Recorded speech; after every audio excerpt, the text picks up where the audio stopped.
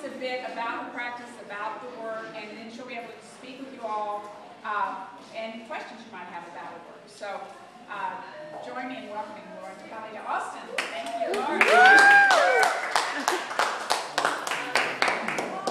just want to always even say thank you to you guys, women in work, for having me here, bringing the work here, and just making it such a pleasant experience. I've been working on this body of animated shorts for now 6 years, and I just I'm interested in a lot of things, you know, and I love the fact that Women in Their Work has framed this in a way that keeps it really open, you know. I think that this work initially started as like a response to kind of learning about 70s women's politics and art, right? And kind of like figuring out how, as a black woman, do I insert myself into the history that I learned about.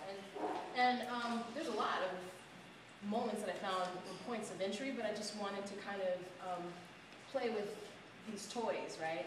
Todd Haynes' Karen Carpenter story had a lot to do. I mean, I'd seen it years and years before I even embarked upon this body of work, but just fell in love with kind of that portrayal of the loss of innocence, you know?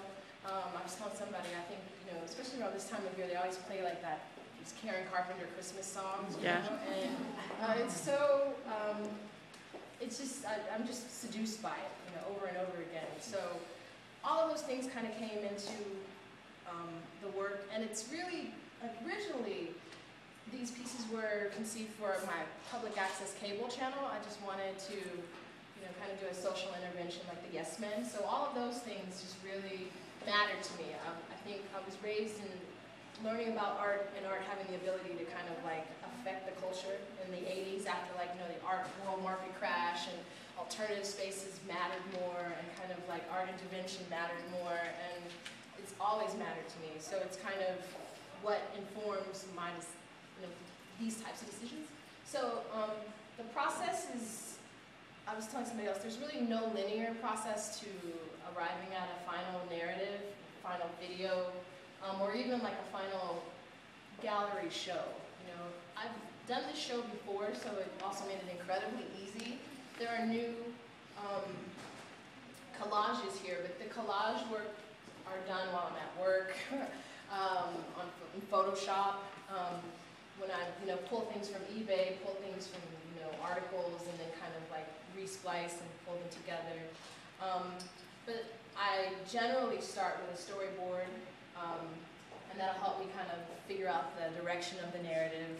But then I find that I kind of love the process of drawing. I started out with painting and sculpture, and they find their way into like the way I render, and also articulate what I want to with the animation. And so yeah, so this whole kind of show together is just, you know, the crux of it is just kind of investigating desire unfulfilled, and how just easy it is to fall in love with that as a concept for making work, right? It's just so seductive to me. So I found this sound. There's a vocalist that I really love. His name is Arthur Prysock. If you're a real jazz head, you might know who he is. He came into prominence in the like 50s and 60s, but then in the 60s did a lot of beer commercials, so he had a lot of deep voiceover, and then he built this one album to an anonymous lover who never returned any of the phone calls, just a series of poems over very cheesy, really lovely violin music, and I just kind of. Did you say lovely violin? Lovely violin. Oh, violins. Oh. No, it wasn't violin. It's incredibly peaceful and soft and mushy, and I just love the contrast of even this beer voice over these, you know, very sensitive kind of tunes, and it just kind of informed. I just decided to kind of make that the initial point of departure for the still life-oriented, you know, lonely work.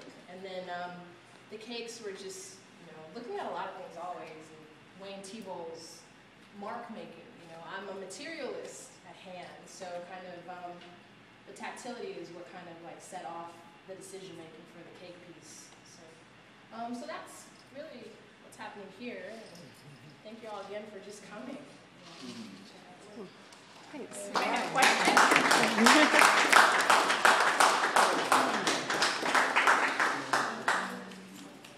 This work makes me think that you're a smartass. Oh, really? Yeah, and you didn't say anything about being a smartass, but I'm just saying, it shows. Oh, thank you. Yeah. Where does the audio performance? That is the Arthur Prysock, the jazz vocals.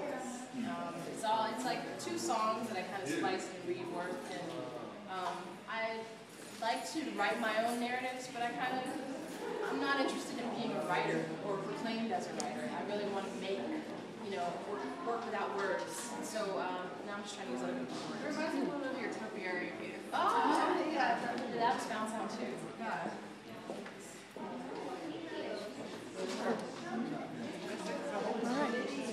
Thank you so much.